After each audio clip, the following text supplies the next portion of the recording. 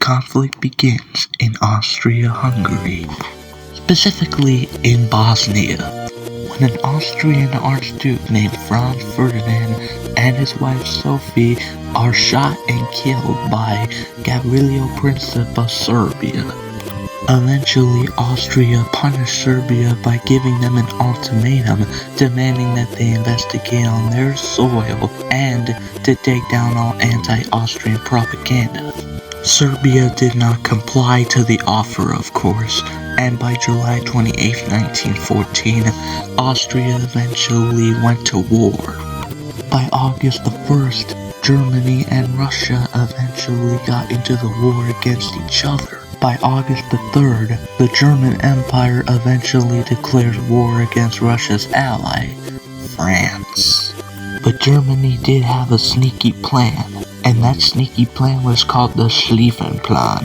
The plan was to attack France through Belgium in hoping to get France to surrender, and they would try to do the same thing with Russia.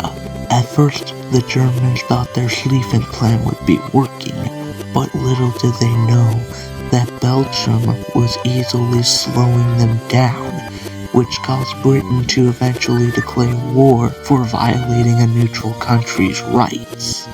In the east, however, Russia was able to launch an offensive against East Prussia and Austria-Hungary.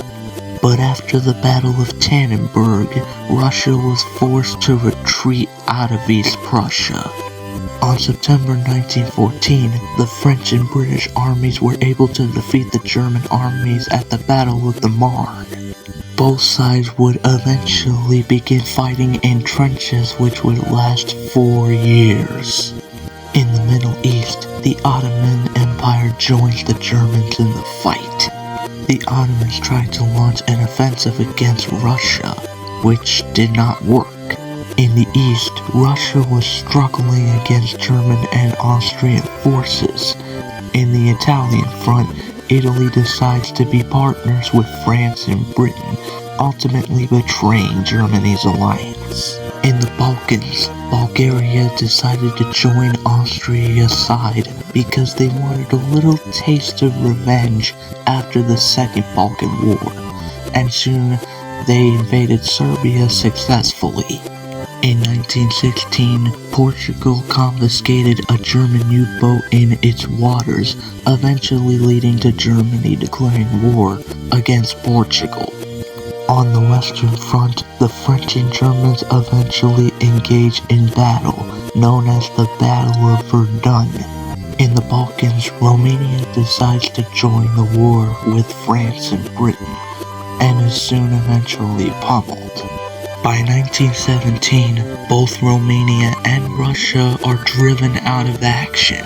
After the Germans sent the Zimmermann telegram, the British caught it and eventually sent it to the Americans, in which President Woodrow Wilson at the time decided that Congress should go to war, and that's exactly what they did on April 6th.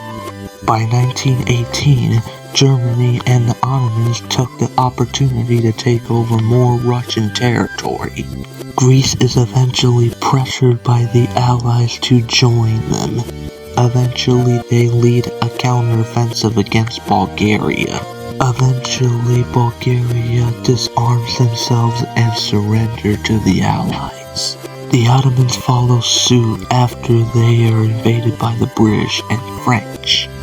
Italy eventually leads a counter-offensive against Austria-Hungary, and Romania is soon put back in action. Eventually, Austria-Hungary surrendered, leaving Germany the only central power left. In November, after a mutiny and then a revolution, the Kaiser Wilhelm II abdicates from power in Germany. On November 11, 1918, Germany eventually surrenders, ending World War I once and for all. And Germany's punishment after the war was severe.